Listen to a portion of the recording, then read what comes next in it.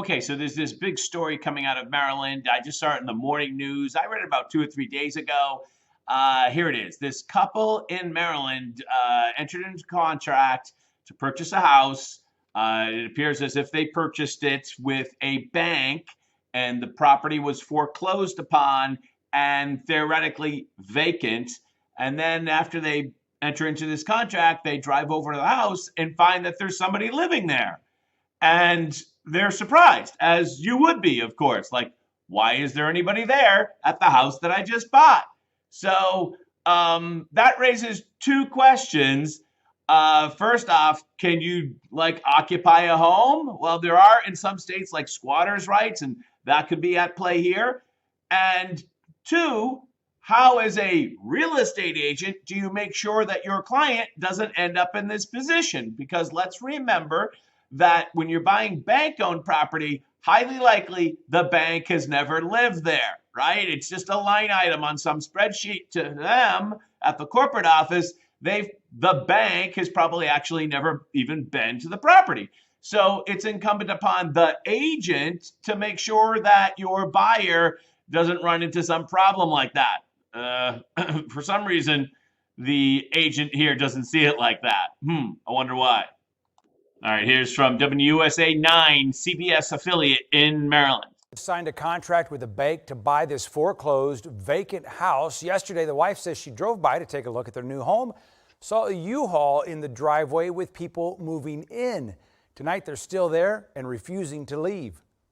She panicked a little and called me and said, what is happening here? Melea King is the realtor for the couple who just signed a contract to buy this Prince George's County home. Fearing for their own safety, they asked Melea to speak on their behalf about the people they say are blocking them from moving into their new home. What is happening there, as best you can tell? It seems as though someone has tried to take possession of the property.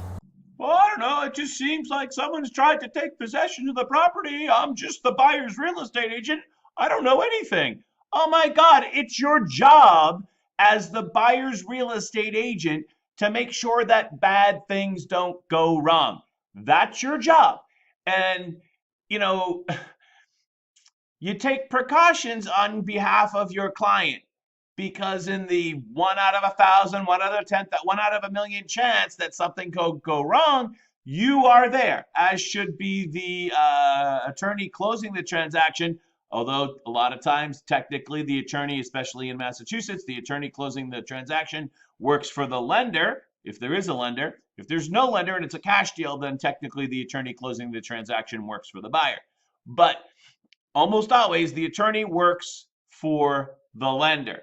So in most cases here in Massachusetts, the only person that has a sole fiduciary obligation to the buyer is the buyer's agent. And it's the buyer's agent who should be making sure that crazy things like this don't happen. Oh, it seems that someone's taken over the house. Maybe you should have figured that out before you had your clients sign the documents to buy the house. How would you do that, Jack? Oh, I don't know. Have a walkthrough of the property the morning of the closing. Jack, what's that? A walkthrough is a very routine thing. It happens all the time. You should never skip it. And a walkthrough is just simply what it sounds like. You show up at the let's just say your closing's at 10 a.m.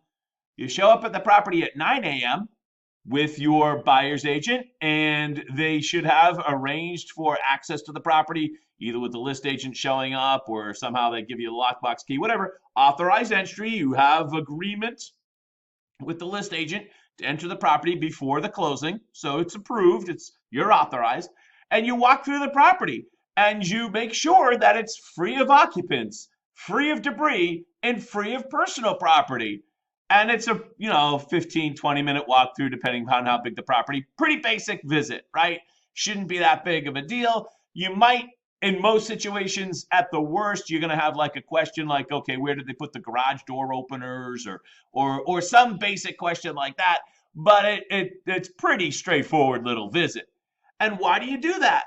So that when you go and finalize, consummate the transaction, you understand that the property is being delivered to you in the manner by which the seller had agreed. If you look into the fine print of almost every one of these contracts, for the seller to deliver the property, once again, free of occupants, free of debris, and free of personal property.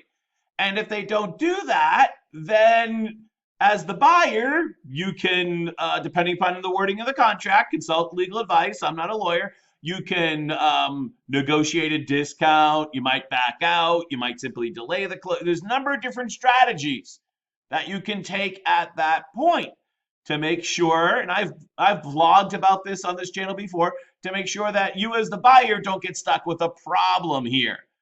And obviously, the agent didn't do that in this particular story. Instead, they're like, "Oh, there's somebody else living. Oh, let me call the media." Well, that just deflects from the agent's culpability in this particular case. Because if they had done a walkthrough, they would have probably known about this. So to wrap this up, what I would say is that there's so many different things that can go wrong in a real estate transaction. It's your job as the buyer's agent or the seller's agent, if you represent the seller, to make sure that those things don't go wrong. So as I've said before, a standing ovation for me is when we get to the closing and everything's signed and all the money's been exchanged, and your client looks at you and says, "Oh, Jack, this was an easy one." Well, it was easy because you did your job, right? I consider that to be Jack, oh, this was an easy one. Nothing bad happened. It was so easy because you, as the agent, avoided, you guided, you planned, you foresaw all the things that could have gone wrong, and you avoided them, and you ended up with a nice, smooth closing. That's your job. Keep doing it. All right, I'm Jack from Jack Gately Real Estate and the Online Real Estate Academy. Have a profitable day. Bye-bye.